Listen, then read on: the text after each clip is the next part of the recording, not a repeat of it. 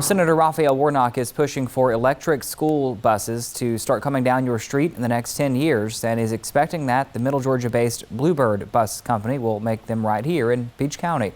41 NBC's Peyton Lewis took a ride with him as he saw one of those buses up close. A combustion engine, whether we like it or not, whether it's as clean as it can be, it produces harmful nitrous oxides out of the tailpipe. That causes asthma in children, can lead to cancer. We don't want that in the future. We want a clean environment. Senator Raphael Warnock stopped by the Bluebird plant in Fort Valley to catch the bus and talk about the Clean Commutes for Kids Act. This legislation that he's co-sponsoring was introduced to Congress in April. It proposes using $25 billion over the next decade to replace existing diesel-fueled school buses with electric buses. Warnock says with enough investment, electric buses could be the way of the future, saving the environment and Georgians.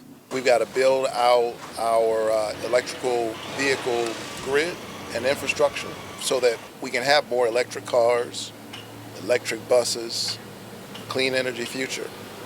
And so there's a role for all of us to play, and we need the federal government to play its role. According to a study by Georgia State University and the National Bureau for Economic Research, engine maintenance for diesel buses costs Georgia schools $200 million every year.